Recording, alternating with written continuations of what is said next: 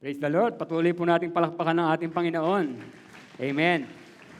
Yung pong inaawit natin kanina, kapag halimbawa ay naranasan po natin talaga sa buhay natin, napakasarap pong awitin.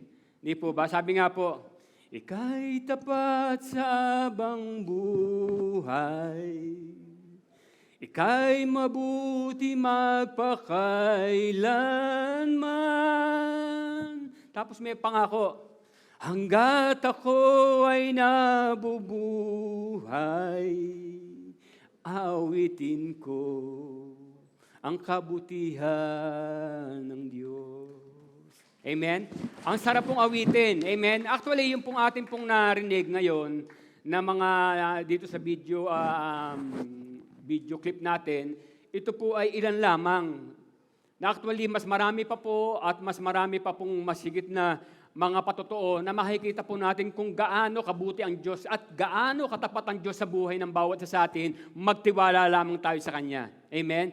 At kanina habang inaawit yung pangalawang awit na inawit nila Brother Aldrin, sabi niya, dahil minamahal, pinakamamahal kita, pinakamamahal kita, sa buhay ko'y walang iba, sa puso ko'y nag-isa, aking Jesus, maghari ka, minamahal kita, Amen. Hindi ko ba, yung pong awit po na yon, ay sabi nga po na nag-compose yun, ang kanya pong asawa ay mahal niya. Pero kapag halimbawa darating po dun sa extreme na expression ng pagmamahal na walang kapantay, yun ay hindi niya po pwedeng ibigay sa kanyang asawa dahil yun ay para sa nag-iisa lamang na nasa puso niya, sa ating Panginoon lang. Amen. At alam niyo po, kapag tayo po, ako po kay Sister Malu, kapag kami ay kasi po kami ni Sister Malu for God's glory, ay yung pagmamahalan po namin mag-asawa ngayong mga panahon na ito ay hindi po pwedeng itumbas doon sa pagmamahalan na meron kami nung bago pa lang kami magkakilala. At kaya ngayon, minsan, wala namang dahilan, bigla kong siyang yayakapin at minsan siya naman ganun din. At habang kami magkayakap, sasabihin ko na, I love you, sweetheart. I love you din, sweetheart. At habang nakatingin kami, kumbaga minsan, tapos habang kahit na walang awit, minsan sasayaw kami dalawa. At alam niyo po, napakasarap na habang yakap mo yung minamahal, ay sinasabi mo sa kanya, damang-dama mo rin yung pagmamahal mo sa kanya, yung pagmamahal niya sa iyo, sasabihin mo sa kanya, mahal na mahal kita, sweetheart. I love you. Pero paano kung halimbawang ang yakap mo mismo ay ang ating Panginoon na pinakamamahal mo? Gaano kasarap yun? Masigit na masarap, di po ba? Yung yakap mo, yung pinakamamahal mo, yung talagang yung talagang nag-iisa sa puso mo, na yun ay walang iba kundi ang ating Panginoong Yesus. Napakasarap awitin ng awit na yun. Amen? Amen po. At alam niyo po, napakaganda po ng ating pong tema ngayon, ang ating pong tawag dito, yung ating pong celebration ng ating pong 29th year anniversary dito sa Vicello 1. Actually, ito po ay sa buong Milano. Ngayon buong lahat ng mga JIL Church all over Milan ay nagse-celebrate po ng 29th years. At alam niyo po, yung 29 years na pinagdiriwang po natin, kaya sabi nga po, eyewitness, na kumbaga hindi lamang ikaw nagwi-witness sa isang bagay na maaaring minsan ay iniimbento lamang natin o nabalitaan lamang natin o may nagsabi lamang sa atin. Kung hindi tayo mismo yung nakasaksi, tayo mismo yung nakaranas at tayo mismo yung nakakita, napakasarap pong ipatotoo ng mga bagay na yon. Amen? Kagaya po ng ating mga kapatid na nakita po natin sa video na nagpatotoo kung paano siyang pinagaling ng ating Panginoon. At yung isang tao na kung saan nagpatotoo kung paano siyang binago ng Diyos sa kanyang pong buhay. At alam niyo po, ang JIL Church po from the very start po ay hindi po naging, kailanman hindi po pinabayaan ng Diyos ang ministeryong ito at maging ang lahat ng tao na nasa sa loob ng ministeryong ito. Na maaaring sometimes po meron po tayo nagiging question, bakit inaalo ng Lord na mangyari yung mga bagay na ito? At narinig ko po kanina, Yung sinabi po nung may sakit, na sabi niya, maging honest lamang po tayo, tayong lahat. Minsan nagkakaroon tayo ng question, nagkakaroon tayo ng tanong. Ako po, personally, gusto ko po maging honest sa inyo. Sometimes nagtatanong ako sa ating Panginoon, pero alam niyo po ang kabutihan ng Diyos, lagi siyang merong sagot. Ang sagot po, sinabi po kanina, alam ng Diyos kung ano yung kanyang ginagawa. He is God, and He know perfectly what He is doing. Amen? Alam ng Panginoon. Ang sagot lamang po doon, kasi siya yung Diyos. Nakakaalam ng lahat ng kanyang ginagawa, at lahat ng kanyang ginagawa, tama, perfect, at wala pong mali. Amen. Sometimes, maaaring sa paningin po natin ay maaaring mali, maaaring may kulang, pero behind the scene or behind what is happening, sasabihin ko po sa inyo isang bagay. All things work together for good for those who love God. Ang sabi nga po, the eyes of God run through and throughout the whole earth to show He is strong and mighty to those whose heart is loyal to Him. Amen. Kaya po ngayong sa 29 years po ng anniversary ng JIL Milan, ay hayaan niyo po na i-share ko muna yung kasaysayan ng JIL Milan. Alam niyo po, ngayon po 29 years ng anniversary celebration ng JIL Milan, ito pong JIL church na ito sa Bisceglie, ito po ay 15 years na.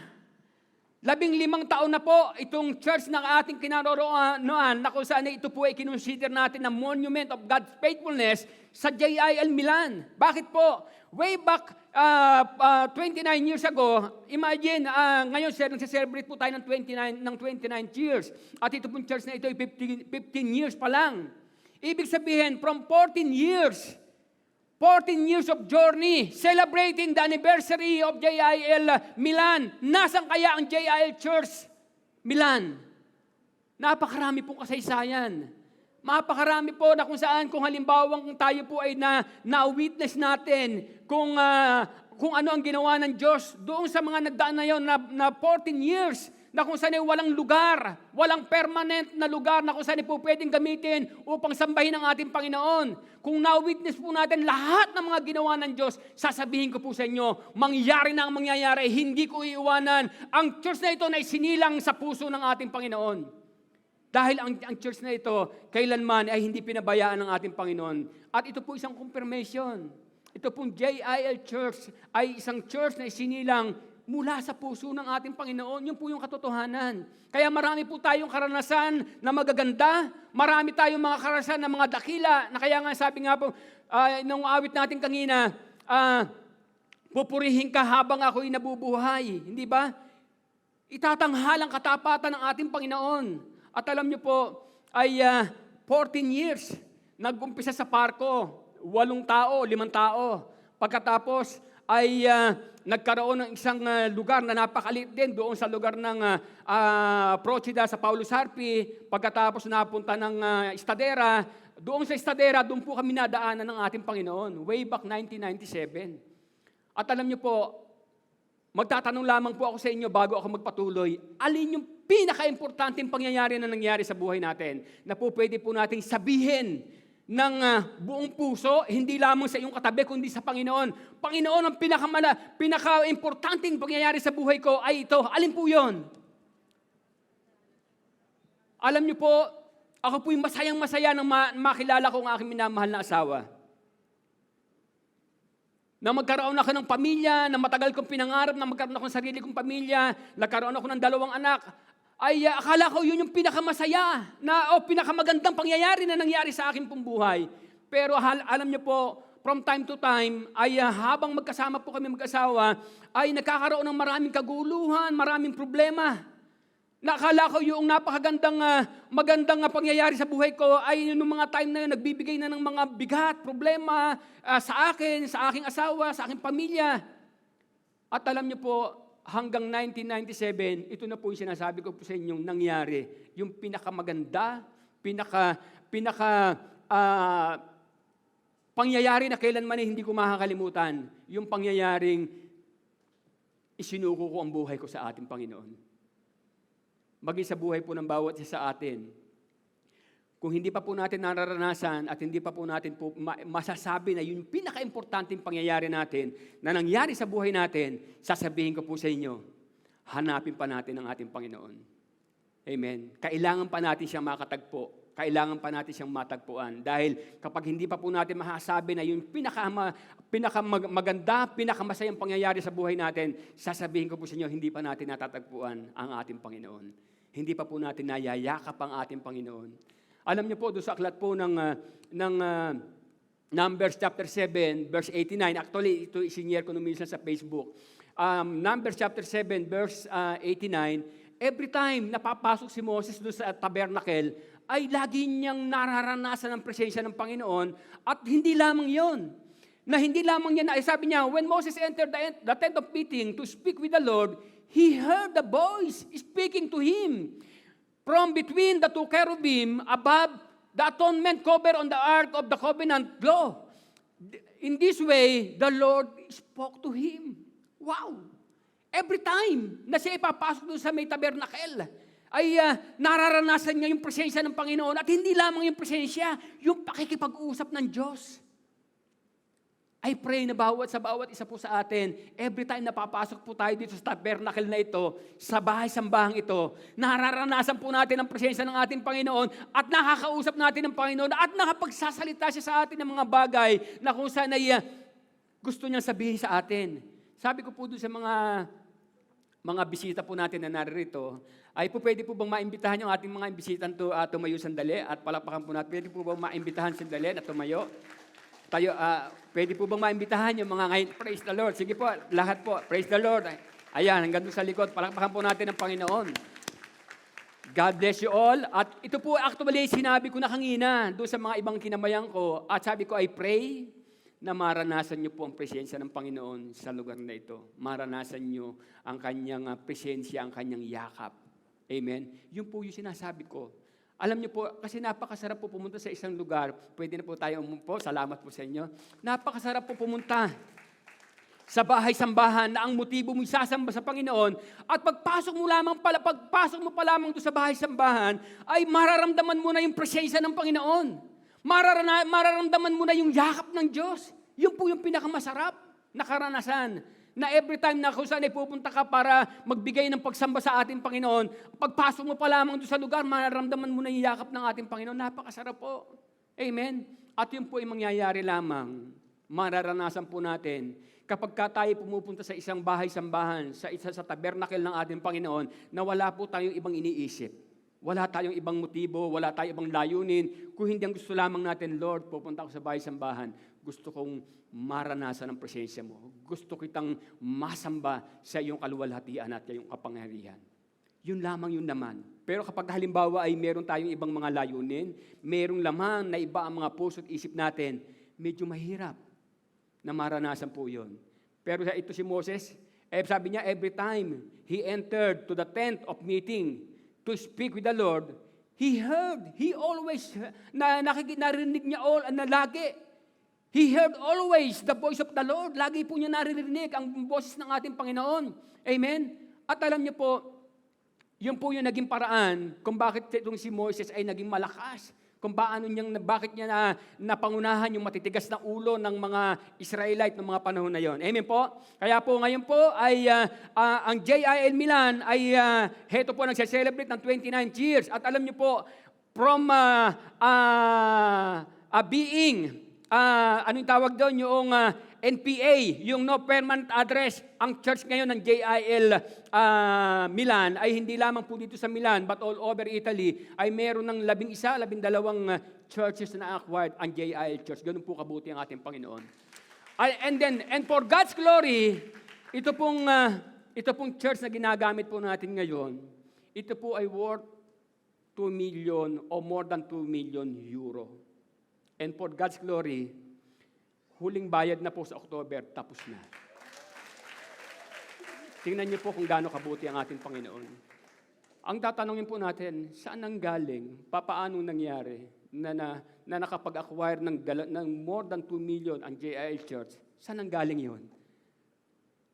Saan nang galing? Samantalang dito, pupunta ka sa bangko, magpipinansyamento ka lang ng 2,000. 2,000 euro. Imagine, 2,000 euro. Kung ano-anong dokumento ang hahanapin sa iyo at most of the time, kapag hindi kumpleto ang dokumento mo, nare-reject. Pero imagine, 2 million euro. Ito pong church na ito, more than 2 million euro. Saan po nanggaling? Saan po nanggaling? Sa Philippians chapter 4 verse 19, that God will provide all of our needs according to His riches and glory. From the riches of heaven. Amen? Mula po sa kamay ng ating Panginoon. Kaya po, sa bawat isang naririto, ito po ay isang bagay na napakasarap ipatotoo na kung saan ay napakabuti ng ating Panginoon. Amen po ba? Amen. Amen. Sabi po dito, yan po kasing na yan sa Facebook, nakapost yung eyewitness na invitation natin o yung layout natin para po doon sa anniversary celebration nito. Meron po yan shout out. Nang sabi niya, we witness the 29th years of His goodness. And then we stand as testimony to His goodness, to His love. Amen. And then from depression to a life full of hope. And then the next, sabi niya, from ruined marriages, katulad po nung kay Brother Bats, to a God-centered one. Amen. And then from ailing to wholeness. And then from being broken to restoration. And Jesus will stand in awe at your glory. Amen. Yan po yung nakalagay doon. Amen. Totoo po, napakarami na pong karanasan ng JR Church nito. At isang magandang balita sa bawat isang naririto. Hebrew chapter 13 verse 8, Jesus Christ is the same yesterday, today, and even forever. Kung ano yung mga ginawa niyang mga kabutihan, kadakilaan in the past 29 years, and even dun sa time of Old Testament, even in this time, even in this moment, gagawin ng ating Panginoon. Amen. Gagawa, ang Diyos po, He is the same yesterday, today, and forever. He is the God who changed not. Amen. Siya po ang Diyos na kung saan hindi nagbabago. Kaya ngayon, ang dapat lamang at kailangan lamang po natin gawin, ay alam niyo po ba kung ano? Mag-expect po tayo ng dakilang bagay mula sa ating Panginoon. Amen. Kailangan po mag-expect po tayo ng dakilang bagay sa Panginoon. But because without expectation, you can experience nothing. Amen. Wala kang mararanasan kapag halimbawa ay wala kang ine-expect. Ano ipaparanas sa atin ng Panginoon? Kaya ngayon sa oras na ito ay kung gusto po nating maranasan ang dakilang pagkilos ng Diyos sa ating pong buhay, i-expect po natin. Amen? At one thing, sasabihin ko po nga, even beyond our expectation, He will move in our lives. Amen po. Amen. Sige po, saklat po na Acts chapter 1 verse 8. Ang sabi po diyan, may you will receive power. Sabi niya, when the Holy Spirit comes on you. And you will be my witnesses in Jerusalem and in all Judea and Samaria and to the ends of the earth. Ngayon, ang tanong po dito ay bago po lahat tayo po muna sandaling tumayo. Pwede po ba? Hallelujah. Tayo po'y manalangin. Dakilang Diyos, Ama namin sumasalangit, alam po namin na sa oras nito nakatunghay ka sa lugar na ito. At kasama ka po namin nagdiriwang ng 29 na taon ng iyong kabutihan at katapatan sa ministeryong ito na isinilang mula sa iyong puso.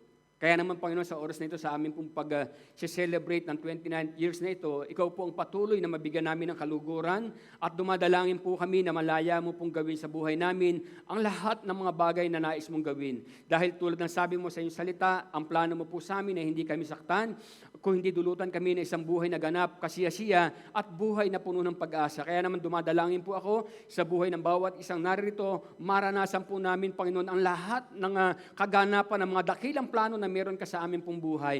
Dumadalangin po kami sa umagang ito, Panginoon. Puspusin mo kami na ang bawat isa sa amin ng kapuspusan ng Espiritu Santo at hayaan mo pong lahat kami tumanggap ng kapangyarihan na nagmumula sa iyo upang sa pamamagitan nito ay maipatutuo po namin ang lahat ng mga dakilang bagay na ginawa mo at patuloy mo pong gagawin sa amin pong mga buhay. Salamat na maraming dakilang Diyos. Ikaw po ang malugod sa amin pong buhay, maging sa amin pong Hallelujah sa amin pong selebrasyon. Salamat po at maging sa akin pong buhay, patuloy mo po akong samahan at pangunahan. Salamat dakilang Diyos at ngayon pa lamang dumadalangin po ako, gumawa ka po ng himala sa buhay ng bawat isa po sa amin pong kalagitnaan. We thank you God, and to you we give back once again all the glory, all the honor, all the praise and thanksgiving. We love you God, in Jesus' name we pray. Amen. Praise the Lord, palapakan po natin ng Panginoon. Ang sabi po diyan, but you will receive power. Ngayon, ang tanong po, anong power? Anong power, anong kapangyarihan? Kasi alam po natin na kapag sinabing power, ito po ay isang authority. Hindi lamang po ito, hindi po ito magic na makakagawa ka ng halimbawa ay papatasin mo yung silyang ganyan. Hindi po ganyang klase ng power. At lalo't hindi katulad ng power na meron yung mga politician. Na ang mga politician, kaya meron silang kapangyarihan na tinatanggap o power na tinatanggap nila mula po sa gobyerno na kung saan ay nagagawa nila ang lahat nilang gustong gawin. Gusto nilang i-reshuffle ang kanilang leadership, pwede po nilang gawin. Dahil yun po yung power, ang authority na ibinigay sa kanila. At ngayon po sa atin po bilang mga Kristiyano, ano po yung power na sinasabi? Sabi niya, but you will receive power when the Holy Spirit comes on you, and you will be my witnesses in Jerusalem and in all Judea and Samaria and to the ends of the earth. Ano pong power ibig sabihin kapag uunawain po natin itong mga talata na binasa na po natin? Ang sinasabi po dito, yung kapangyarihan na ibinigay sa atin ng Panginoon ay yung mag-witness po tayo. Binigyan tayo ng power, ng authority na mag-witness. At alam niyo po ba, kapag ginamit po natin yung power na yon, na kung saan ay binibigay sa atin ng Panginoon, yung authority na binibigay sa atin ng Diyos, ay hindi lamang po tayo po pwedeng magbago ng leadership o ng mga tao. Kung hindi, habang sinasabi po natin yon, ay makikita po natin na po pwedeng maranasan ng tao yung kapangyarihan na kagaya nung kay Brother Bats, kagaya nung kay Sister Blen, kagaya nung sa aking buhay, kagaya nung kay Sister Tess, kagaya po nun sa marami pang nanirito sa ating kalagitnaan, sa buhay ng bawat isa. Yung kapangyarihan na kung saan baguhin yung ating pong puso.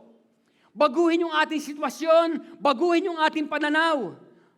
Baguhin yung takbo ng ating pong buhay. Na kung saan ay from bad to good. From negative to positive. Hindi ba kumbaga, yun po yung kapag halimbawa, tingnan niyo po, kapag nag-witness tayo, ay ako po, ilang beses ko pong na-experience na meron po ngayon ay wala rito sa church, nandoon po sa may Via Padua sila ngayon mag-anak, dumadalo. Nakasabay ko lamang yung isang yung ama, bali ama ng tahanan, ay yung kanyang pamilya nasa Pilipinas pa. At habang kausap ko, ay talagang witness ko yung ginagawa ng Diyos sa aking pumbuhay, ay talagang nakikita kong tumutulo ang kanyang luha. At alam niyo po, for God's glory, after many long years, ay hindi ko naman siya nakita pumunta rito, ay nagkaroon po ng regional gathering. Nagulat ako dahil pumunta rito, tapos may kasama pang asawa at meron pa kasamang anak. Sabi ko, ay, Brad, ba't nandito ka? Ay, sabi niya, Pastor, doon ako dumadalo sa may Via Padua. Na sometimes, yun po, nagbibigay ka lamang ng testimony regarding doon sa ginawang pagbabago ng Diyos sa iyong buhay, ang tao nababago rin. Ayan po si Sister Milet. Isang living testimony rin, na kumbaga parang sa lipunan natin, napakahirap baguhin yung mga taong katulad niya. So, okay lang, Brother Sister Milet. Ay, okay. Parang sa lipunan, sa pananaw ng tao, para bang napakahirap baguhin yung mga taong katulad ni Sister Milet, na dati ang tao, siya ay, kumbaga, siya si Meg. Kumbaga, tama ba? Pero ngayon, siya po ay hindi na si Brother Meg, siya ay si Sister Milet na. Binago ng Diyos ang kanyang buhay dahil meron pong nag-witness. Meron pong nag-witness na kung saan, kung ano yung kanyang nakita, kung ano yung kanyang naranasan, ay ibinahagi lamang niya. Amen po. Kaya nga po, tayo po bilang mga nakakilala sa ating Panginoon, naka-witness ng kabutihan ng Diyos, kung totoong na-witness po natin at naranasan po natin ang kabutihan ng Panginoon, meron po tayong calling mula sa ating Panginoon Diyos na sabi niya, and you will be my witness. You will be my witness. Yun po yung calling ng ating Panginoon na sa atin po, sa bawat isa. Ito po yung assignment na binibigay sa atin ng Panginoon. Kaya nga po, before na dumating niya sa Acts chapter 1 verse 8, meron po siya sinabi, hindi po ba? Sa aklat po ng Matthew chapter 28 verse 20. O verse 18, 19, and 20. Ang sabi niya po doon, ay sige, humayo kayo. Bautismuhan niyo ang lahat ng tao. Hindi ba, gawin yung alagad ko ang mga tao. Bautismuhan niyo sila sa pangalan ng Ama, ng Anak, at Espiritu Santo. Gawin niyo silang mga alagad ko. At paano po mangyayari yung mga bagay na yon? Mangyayari po yon kung halimbawang i-witness po natin ang kabutihan ng Diyos sa ating pong buhay. Ang tanong po, meron po bang tao na hindi nagnanais na magkaroon ng masayang buhay? Meron bang taong hindi nagnanais ng masayang buhay? Lahat po ng tao, naghahanap, nagnanais, nangangarap ng masayang buhay. Kaya lahat ginagawa. Kaya nga tayo nandito sa Italy, hindi ba? Kaya tayo nandito sa Italy. Ito po yung isa doon sa mga dahilan. Pero isang bagay po ang dapat po nating maunawaan sa oras na ito. Yung masayang buhay ay hindi lamang po sa pag-abroad, sa pagpunta ng Italia, kung saan lugar natin makakukuha yung masayang buhay. Hindi lamang po kung saan lugar natin matatagpuan yung masayang buhay. Ang masayang buhay po, sasabihin ko po sa inyo, totoong-totoo mula sa akin pong puso at maging sa bawat isang nakakaranas nito, ang masayang buhay ay nasa presensya po ng ating Panginoon. Amen. Ang masayang buhay, ang masaayos na buhay, ay yung tanggapin mo si Kristo bilang Panginoon ng iyong buhay. Yung isuko mo ang iyong sarili sa Panginoon. Yung hayaan mong na siya ay yung mag-drive ng buhay mo. Minsan kasi po tayo sa pagdadrive natin, medyo nagiging reckless tayo pagdadrive. Kaya most of the time, nagkakaroon tayo ng aksidente. Pero hayaan mong ang Diyos na nakakaalam ng daan, ang Diyos, ang Panginoon na kung saan nakakaraan, nakakaalam ng ating direksyon, ang hayaan nating mag-drive ng ating pambuhay. Sigurado. Amen. Kahit medyo merong struggle sa buhay, sigurado magiging masaya ka pa rin. Bakit po? Bakit po? Sabi po, yung sabi niya, the Lord is my shepherd, I shall not be in want. He makes me lie down in green pastures. Ito po isang testimony, ha? Testimony po ito, yung sinasabi ni David. Ito po isang testimony. Life testimony ni David. The Lord is my shepherd, I shall not be in want. He makes me lie down in green pastures. He leads me beside the still and quiet water. He restored my soul. He guides me to walk in the path of righteousness for His name's sake. Ito po, and even though I walk through the valley of the shadow of death, I will fear no evil. Why? For you are with me. Your rod and your staff, they comfort me. And you prepare a table for me, even in the presence of my enemy. You anoint my head with oil, and my cup runs over. Surely, goodness, and mercy shall follow me in all the days of my life. And I will dwell in the house of the Lord forever. Amen. Life testimony po yan. Yan po ay isang life testimony ni King David na kung saan nagbigay siya ng testimony niya na kung paano si Yahweh ang naging driver ng kanyang buhay, kung paano si Yahweh ang naging pastol ng kanyang buhay, at kung paano naging matagumpay ang kanyang buhay dahil si Yahweh, ang Panginoon, ang ginawa niyang pastol. Amen po. We are God's witnesses. Just before He returned to heaven. Sabi po diyan, Jesus explained to His disciple what they were to do after this departure. Sabi niya po, what He said to them, He also says to you. Kung ano ang sinabi ng ating Panginoon doon sa mga disciple niya noon, ako sana, you will be my witness or witnesses. The same word. Ito po ay sabi nga, what He said to them, He also says to you, to us, to me. Amen po. Ibig sabihin, kung paano binigyan ng Diyos ng kapangyarihan yung mga tao, ng power and authority, even us. Amen po. He uses people like us to convince. Sabi niya, other people like us to believe in Him.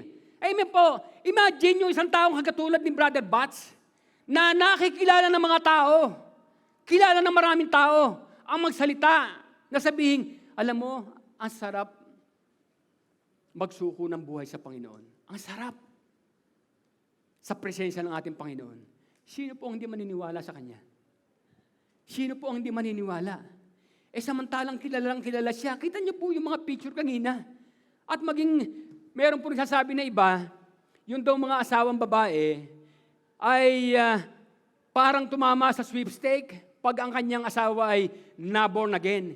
Hindi lamang po tumama sa sweepstake. Hindi lamang tumama sa loto si Sister Joyce dahil na-born again si Brother Bats. Hindi lamang, wala po yung pong kanya pong tinanggap na biyaya, pagpapala mula sa ating Panginoon, wala pong katumbas. Amen. Wala pong katumbas, hindi po pwedeng itumbas doon yung tumama ka sa sweepstakes. Bakit po? Yung mga bagay na yung temporary lang. At maaaring 1 day, o 1 week, 1 month, 1 year, o 2 years, ay mabago na. Pero kapag ikaw ay sa Panginoon, totoong sinuko mo yung buhay. Hindi lamang pagbabagong habang buhay sa buhay na ito, kundi habang buhay, maging sa kabilang buhay. Amen po. Amen. He uses people like us to convince other people like us to believe in Him. We are God's witnesses. His evidence, if you will, you convince an unbelieving world. Amen. At alam niyo po, meron po tayong napakagandang kasaysayan sa buhay. Meron po tayong kasaysayang napakaganda sa buhay na huwag po nating itago. Ipagbida po natin yung magandang kasaysayan ng buhay natin. Yung magandang karanasan natin, magandang istorya natin sa presensya ng ating Panginoon. Na magmula nang tayo ay magsuko ng buhay sa ating Panginoon, magmula nang hayaan natin si Jesus ang maghari sa ating buhay, ano yung kanyang ginawa? Napakagandang kasaysayan po yan. Wala pong panama dyan yung MMK. Hindi mo po pwedeng ikumpara yung MMK kasi sometimes yung MMK nakakaiyak lang, di ba? Pero yung kasaysayan ng buhay mo, hindi ka lang maiyak dahil sa lungkot, maiyak ka dahil sa saya. Amen. Wow! Praise the Lord, nabago ng Diyos ang buhay mo. Ganyan ka dati, ngayon ganyan ka na. Ay, Brad, sister, walang imposible sa Panginoon. Walang mahirap sa Diyos. Amen. Ang mahirap sa tao ay madali lang sa Diyos. Amen po. Dalawang bagay na kailangan po natin makita doon sa karanasan ng mga disciple. Doon sa Acts chapter 1 verse 8, sabi niya, the Holy Spirit empowers disciples. Sila po ay binigyan ng kapangyarihan. Na before na bumaba yung Holy Spirit sa kanila, empowered, sila pong lahat ay takot na takot, nanginginig sa takot. Hindi sila po ay nakatago sa isang room na hindi po sila po pwede makarinig ng kaluskos dahil kapag nakarinig sila ng kaluskos ay natatakot sila dahil ang akala nila ay mga Jewish na yon o mga Roman soldier. Kaya po sila po ay sabi niya, the Holy Spirit empowers them. Bakit po? After na na-receive nila yung empowering presence ng Holy Spirit, sila po ay nawalan ng takot. Lumabas sila ng karsada, ipinagsigawan nila, napakarami nilang inirebuke ng mga tao. Kayo, ipinako niyo si Kristo sa krus. Ngayon, siya ay nabuhay at siya ngayon ay nakaluklok sa kanan ng Diyos, etc. Marami pa mamaya. Actually, mababasa natin ngayon. Number 2, pangalawa. Ang sabi po dyan, Spirit-filled disciples witness about Jesus around the world. Amen. Nang matanggap po nila, yung na-empower sila through the empowering presence of the Holy Spirit, sila po ay na Spirit-filled, sila po ang mga disipulo, sila po ay humayo, kaya maging tayo po naririto. Yan po ay bunga ng kanilang paghayo. Who knows? Baka sa paghayo natin, merong mga tao na ma-sharean tayo na yung palang taong yon na nagbigay tayo ng testimony ng ating nag-witness tayo sa kanila, ay sila pala gagamitin instrumento ng ating Panginoon para merong isang lugar na kung saan ay maabot ng salita ng ating Panginoon. Katulad ni Pastor Benny. Si Pastor Benny, ang haba ng buhok at talagang isang hippie na nung araw ay matatakot ka mag-testify sa kanya, matatakot ka mag-share sa kanya dahil may hikaw ang haba ng buhok. At talagang basagulero. At alam niyo po, siya po ay na-share ni Sis ni Atenida at siya po ay naborn again. Ngayon siya ay director natin dito sa Europe 2. Imagine. Sabi po, Jesus said, you will be my witnesses.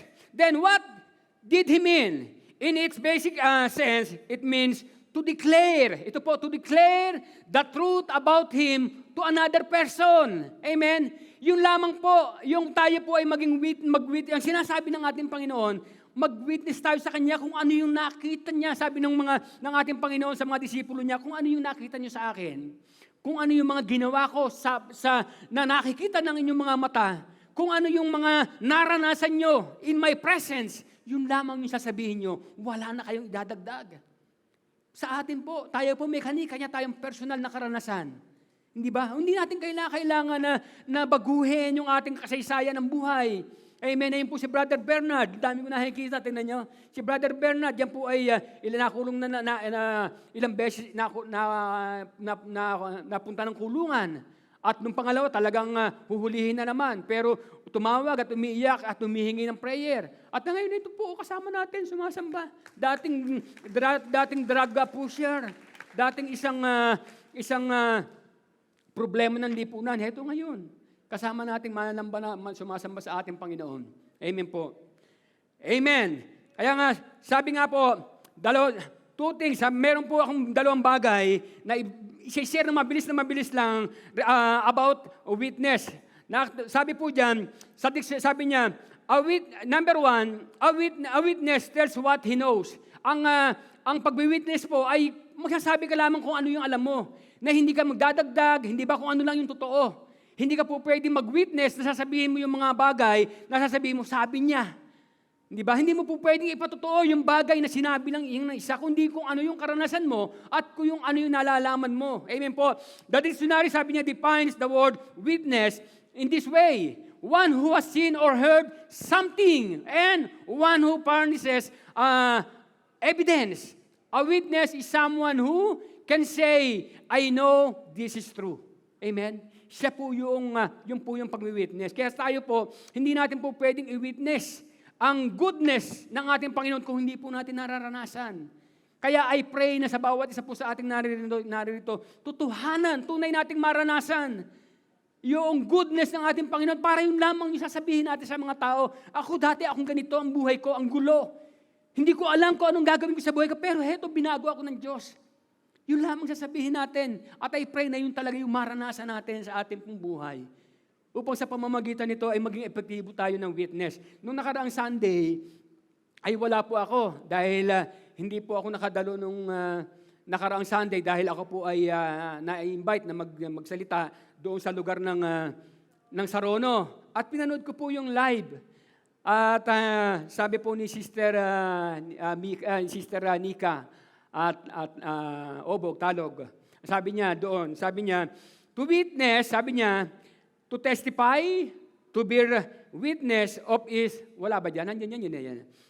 Bali, kinuha ko lang, tapos sinigay ko dyan. To testify, to bear witness of, and is a person who has seen an event or who testifies about what he has seen. The same. Iba-iba pong mga definition, pero at the point, sa bandang huli, ay makikita po natin na ang pwede lamang po nating i-testify na sabihin ay kung alin yung totoong nakita natin at narinig natin. Amen? Hindi po pwede tayong mag-imbento ng mga bagay dahil yung po ay isa pong crime yun. Isang krimen, isang kasalanan, yung mag-testify ng isang bagay na hindi totoo. At actually, yung po ay meron pong possibility na ikaw po ay makulong. Pag nag-testify ka ng bagay na kung saan ay hindi totoo. Especially sa mga courts, yung sa mga, kapag merong mga hearing, amen? At meron lamang po akong isa pang kinuha ko doon sa message ni Sister Nika, ito po. Sabi niya, we may appear fully armored in the eyes of people around us, but we can never hide our wounds and weaknesses to God. True courage is admitting to God that we are weak, and only then we become strong. Ang sarap, hindi po ba? Ang ganda, sabi niya, maaari ang tao, sabi niya, ang tingin sa'yo para bang ikaw ay hindi ka po pwedeng masaktan dahil sabi niya, you are fully armored. Hindi ba? Sa mata ng mga tao, para bang ang tibay-tibay mo, para bang ang ayos-ayos mo. Pero sa mata ng Diyos, hindi ka po pwedeng magtago. Kilala ng Diyos. Kaya nga, ang isang bagay lamang po pwede natin gawin, Lord, gusto kong mag-testify para sa'yo. Pero alam mo lahat ng mga kahinaan na meron ako. Bigyan mo ako ng tapang, lakas, kakayanan na kung saan ay magawa na maging witness mo. At sabi nga dyan, only then we become strong. Amen? Amen po ba? Okay, palakpakan po natin ang Panginoon. At ngayon po, ako po ay merong isang, ilang minuto na lang. Meron lang ako isang testimony sa akin po sarili. Way back 1992, ako po ay nagtatrabaho sa McDonald's, 1992. Hindi pa po ako born again noon. At sasabihin ko po sa inyo, yung mga panahon na yon, ako po ay gumagamit pa ng marijuana, ako po ay manginginom, lasinggero, ako po ay basagulero din, ng mga time na yon. At marami po akong bisyo. Ngayon ay nung panahon na yon, napunta kami ni Sister Malu doon sa lugar po ng Palmieri na ngayon itinitira nila Sister Glenn. Na-transfer kami doon. At sa pagtira namin doon, nakakilala ako ngayon ng isang Italiano na kung saan ay ang kasaysayan niya, siya po ay bagong labas galing ng bilibid. Siya po ay galing ng kulungan na nakulong siya ng more than 20 years. Imagine, more than 20 years. Tapos, nakasama ko siya doon sa yung pintuan ng bahay namin magkatabi. At naging kaibigan ko siya.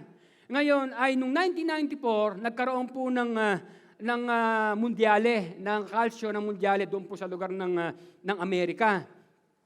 At ako po ay kinumbida niya na manood ng kalsyo doon sa kanyang bahay. Kaya ako naman, lumipat lang ako ng pinto at nanood ako ng kalsyo, kaming dalawa. At habang nanonood kami, ay umiinom kami.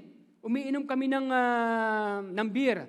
At habang nanonood kami, ay siyempre, medyo na kalsyo, di napapalakpak na ganyan.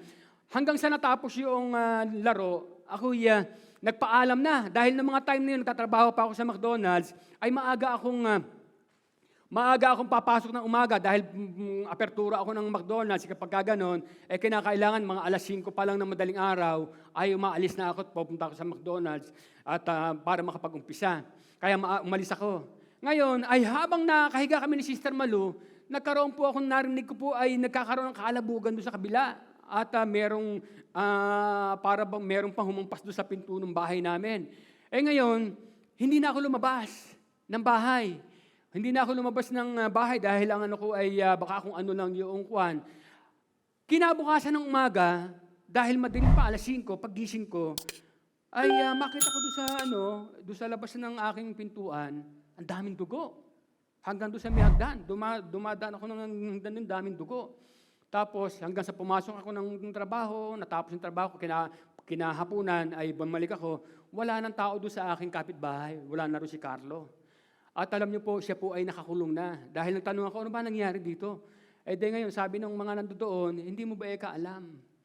Ay nagkaroon ng saksakan dyan, nagkagulo dyan. Napatay yung nasa ilalim nyo. At ang nakapatay, yung si Carlo, kaya nakakulong. Yung kainuman ko po, nakapatay.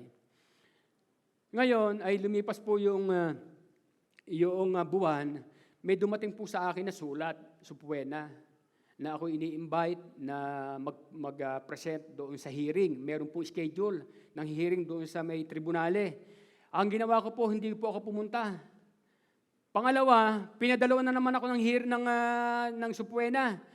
Ngayon, ay ang ginawa ko, kami ni Sister Malu, umuwi kami ng Pilipinas. Hindi na naman ako pumunta doon sa hearing. Nang bumalik kami after 40 days, ay meron na naman akong dinatnan sa aming kasela na isang Supuena, yung invitation, na ang nakalagay doon, final notice na kapag hindi ka pa nag-present dito sa hearing na ito, ay kakasuhan ka na namin, bibigyan ka na namin kaso, at ikaw ay amin ang huhulihin. Kaya napuwersa na akong lumabas doon. Ngayon, nung lumabas ako, pumunta ako ng tribunale, ay meron pong hearing. Inilagay ako doon sa aula, ang daming mga nagtanong. Tinanong niya, nasa saan ka? Tinanong niya, nasa saan ka nung ganung oras noong araw na yon? Sinabi ko, nung una, nandiyan sa kabilang bahay, nanonood kami ni Carlo ng habang nanonood kayo, ano ang ginagawa nyo? Umiinom kami.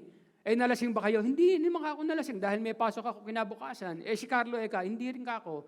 Di ngayon, pagkatapos na yung ginawa nyo, sabi ko ako umalis na, natulog na ako. Sinabi ko yung aking kasaysayan na natulog na ako dahil kinabukasan may pasok ako sa McDonald's. Pagkatapos nun kinabukasan ng umaga, paglabas ko ako, nakita ko may mga dugo. Ngayon, ang tanong sa akin, ano ang napansin mo kay Carlo? Nerboso ba siya? Lasing ba siya? O siya ba ay Sabi ko, hindi naman. Okay lang na kami naghiwalay. At alam niyo po, after 3 days, kumatok sa pintuan ko si Carlo at nagpapasalamat. After 3 days na ako po ay nag-testify, kumatok yung tao sa pintuan at nagpapasalamat, niyakap ako. Salamat, Teka Arturo. Italiano po yun. Salamat, Arturo, dahil pumunta ka ron. Sinabi mo yung totoo. At alam mo, dahil po doon sa sinabi ko yung totoo, kung ano yung nakita ko, kung ano lang yung alam ko, nakalaya yung tao. At yun po ay tinanaw niyang malaking utang na loob sa akin. Yung kanyang paglaya, dahil po doon sa isang simpleng testimony na sinabi ko kung ano yung naranasan ko, kung ano yung alam ko tungkol sa kanya. The same thing, people of God. Sa ating pong mga buhay. Marami po tayong kasaysayan sa buhay na po pwede nating kapag itinestify natin sa mga taong nangangailangan ng ating pag-witness, pag-testify sa alam natin na katotohanan, po pwede hindi lamang po sila lalaya doon sa aula o doon sa kulungan, sa prigyone, kung hindi sa patutuo natin, ay po pwedeng lumayaan tayo kagaya ni Pastor Arthur, na ako po yung masyeran, heto na po, mula doon sa dating Arthur, heto na po yung bagong Arthur. Amen. Si Brother Bernard, nang mayroong mag-share sa kanya, heto na siya ngayon. Nakakarabata pa, tingnan niyo po. Ewan ko kung glory ng Lord yung nakikita ko sa tuktok, pero Amen. Ganyan po ang Diyos. Yan si Brother Bats. Tingnan si Brother Bats kung ano yung binago ng Diyos sa kanyang buhay.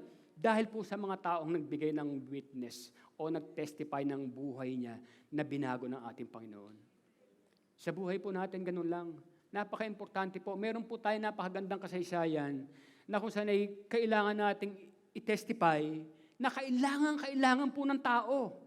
Sasabihin ko po sa inyo, kailangan ng tao. Ako po kahapon, ay habang kami pauwi, dahil dito po ay nagkaroon ng dry run or ng bago yung practice, final dry run kahapon. Kami po ay umuwi, ay ihatid ko si Sister Cheche papuntang doon sa bahay nila, doon sa may Aquatica. At pagdating ko dito sa may lugar ng San Carlo, ang haba na ng traffic, hindi na makakilos sa sasakyan.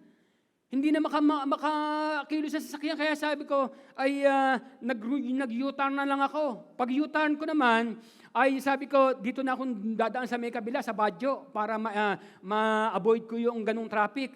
Pag U-turn ko naman, nako, punong-puno na rin. Wala na rin. At alam niyo po, parang kinurot yung puso ko. Ang sabi ko, nabanggit ko sa kanila, Cheche, sabi ni Cheche, alam mo, Kuya Arthur, sinabi na rin niya ni Seth, tinanong na rin ni Seth. Alam niyo po ba kung alin? Sabi ko, itong mga ito kaya may traffic kasi galing sila sa panunood ng kalsyo. Imagine nagkaroon ng traffic dahil doon sa panunood ng kalsyo. Kailan kaya ako mangyayari na magkakaroon ng traffic na ganitong klase ng trapiko dahil ang mga tao ay galing sa pagsamba sa Diyos? Kailan kaya mangyayari yun? Alam niyo po, parang minsan para bang ang sakit na damahin na ang mga tao talaga nagbabayad pa, nakikipag-away pa para doon sa magandang pwesto, para lang makapunta doon. Pero pagka sabihin mo, halika sumamba tayo sa Panginoon, parang ang hirap, di po ba? At alam niyo po, malaki po ang bahagi natin lahat. Ako, tayong lahat, malaki po ang bahagi natin. Kailangan po nating ipatotoo ang kabutihan ng Diyos sa buhay natin. kailangan po nating sabihin, kailangan mo si Jesus sa buhay mo. Kung papaanong kailangan ko si Jesus na nagbago ng aking pong buhay. Kailangan mo si Jesus kung gusto mong mabago ang takbo ng buhay mo. Kung gusto mong maging masaya, maging maayos ang takbo ng buhay mo, si Jesus ang kailangan mo. Tayo pong lahat. Amen po. Sa ating pong conclusion, pakilabas yung ating conclusion po.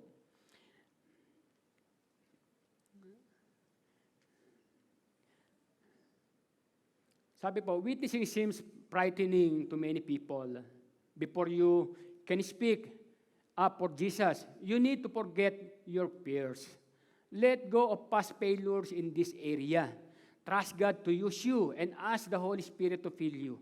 Sometimes, ako po ay naglulumundag na doon sa aking kuwan dahil I do believe na tayo po naunawaan po natin ang mensahe ng ating Panginoon sa bawat isa sa atin. Dahil meron pa po akong slide.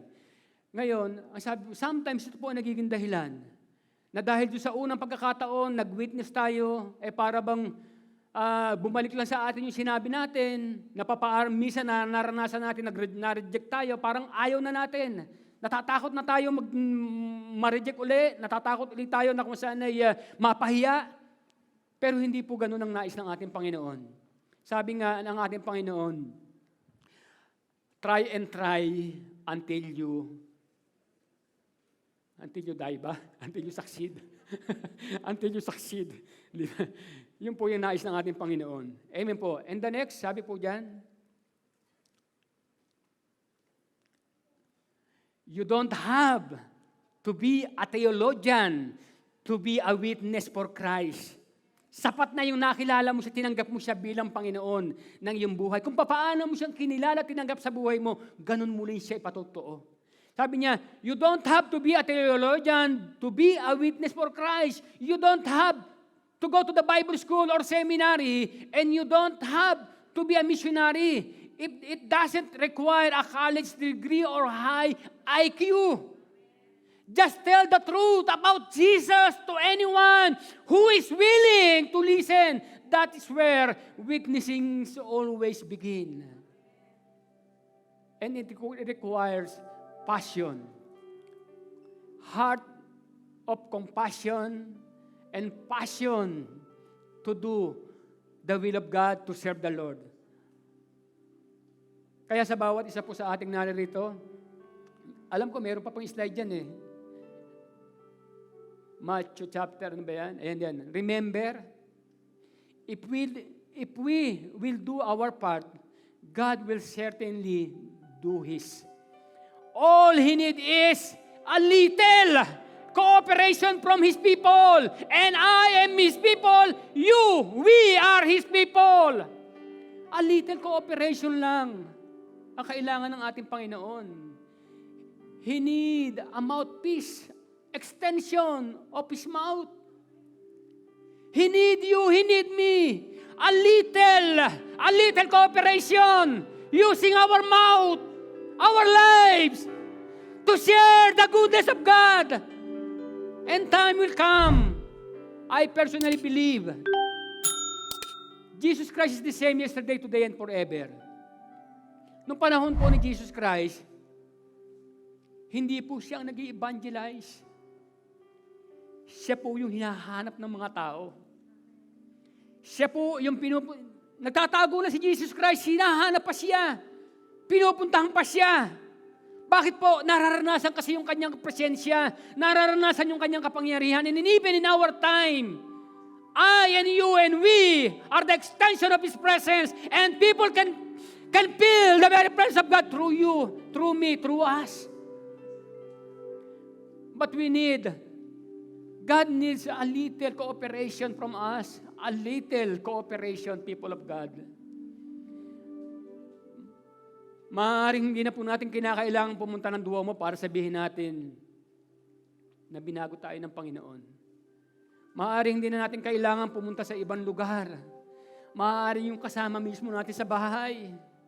Yun mismo kaibigan natin. Hindi pa natin na ipapakita na talagang tayo binago dahil baka hindi pa nga tayo binabago. Sometimes yun po ang problema. Baka ay hindi tayo makapagsalita dahil tayo mismo hindi pa natin binabago yung ating sarili. Remember, people of God, lahat na nakipag-isa kay Kristo ay bago na nilang, wala na yung dati niyang pagkatao dahil sa totoong binago ng Panginoon. Kaya sa bawat isa pong naririto, wag po nating hayaang maging huli ang lahat. Kahapon po si Brother Atoy nandirito. Totoo po yung sabi niya. Yung isang si Pastora mo na umuwi ng Pilipinas para dalawin yung kanyang nanay, bumalik dito, kababalik pa lang, namatay yung dinalaw sa Pilipinas. Merong ibang naririto, alulungkot dahil ang lalakas ng kanilang tatay, bigla na lang na dumating yung balita, namatay na. Alam niyo po, ang puntos ko kung bakit sinasabi ko yung bagay na ito, the time is evil. Redeeming the time for the days are evil. Grab every opportunity, people of God. Grab every occasion, every opportunity, every situation to share the good news of Jesus Christ to every people. Maaaring yung kasama natin sa bahay mismo, kasama natin sa trabaho. Hindi na natin kinakailangang pumunta ng Duomo o pumunta doon sa mga particular na place para mag-share. Maaaring ang Panginoon ibinibigay na sa harap natin mismo. At alam niyo po, sasabihin ko po sa inyo, yung po isinishare po natin, ay ito po ay napaka-importanting bagay na wala naman sa mundong ito na po pwede magsabing hindi niya kailangan yon. Dahil ang sabi po ng John chapter 14 verse 6, I am the only way and I am the only truth. I am the only way and I am the only truth. And I am the only life. And no one can come to the Father except me. And sabi po, Jesus answered, I am the way and the truth and the life. And no one comes to the Father except through me. Jesus said. Ngayon, ang tanong po, meron po bang taong hindi nangangailangan kay Kristo? Meron po bang tao na hindi nangangailangan kay Kristo? Lahat po nangangailangan. Kahit yung pinakamakapangyarihan, pinakamayaman, pinakamalakas, pinakamaganda, pinakagwapo, sino man, lahat po nangangailangan kay Kristo sa kanyang buhay. Kahit ang anak ko, ang asawa ko, ang mga magulang ko, ang mga kapatid ko, ang aking buong sambahayan, gaano man sila kabait, gaano man sila katigas, kailangan nila si Jesus. The same sa bawat isa po sa ating naririto. The greatest possession that we can possess in this world is that possession of having assurance of eternal life by having Jesus Christ in our heart.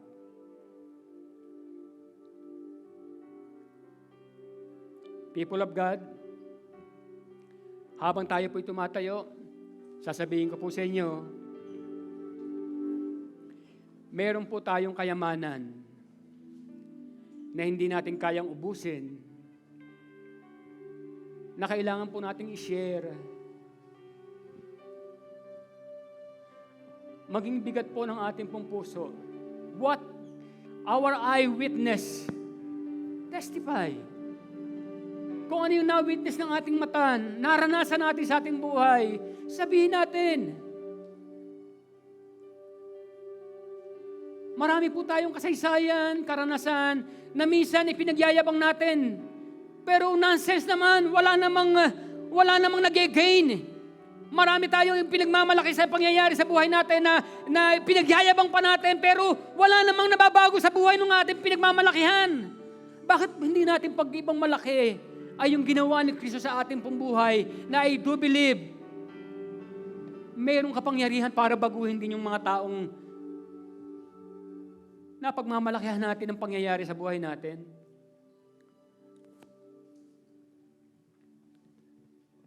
Alam niyo po, ito po ay personal message ng ating Panginoon Jesus sa bawat isa sa ating narito.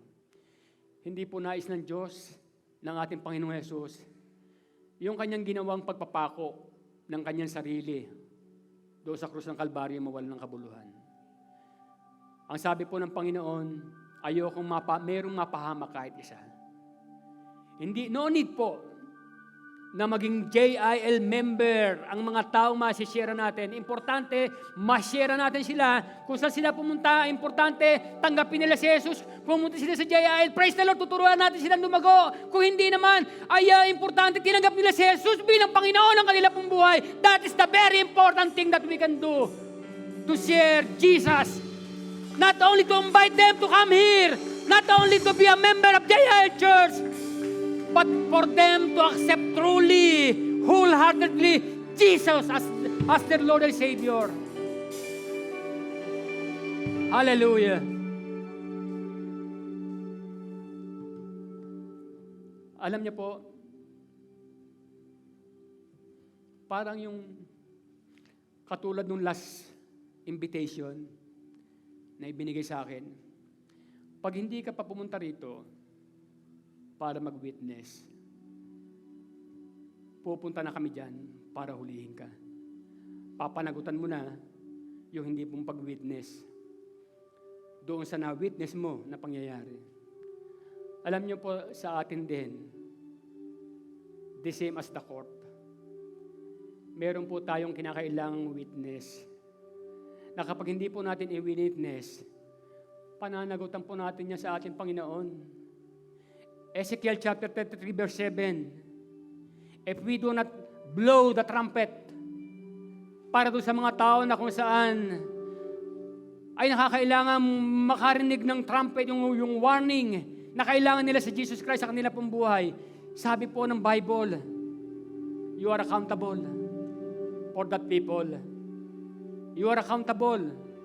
But, kung sasabihin mo yung good news at hindi siya magbago, pwede siyang mapahamak. Pero you're no longer accountable.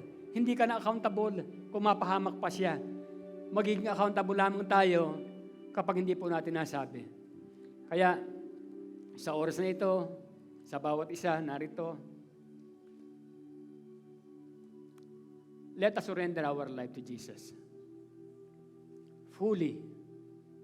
Suko natin ang totohanan ng ating pong buhay sa Panginoon at sabihin natin sa Kanyang, ikaw na ang bahalang gumawa ng nais mong gawin sa aking pong buhay.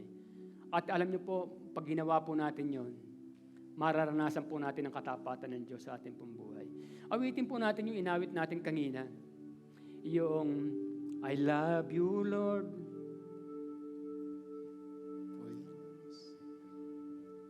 Habang tayo po'y nakayoko, let us enjoy the very presence of God. Feel the very presence of the Lord. God is here. For the Bible says, where 2 or 3 gather together in His name, He is there in the midst of them. People of God, the very presence of God is here. The very presence of the Holy Spirit is here. Very much ready to touch every heart,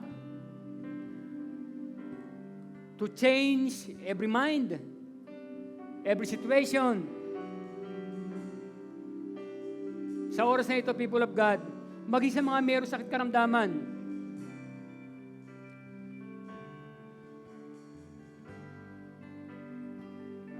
just say to God,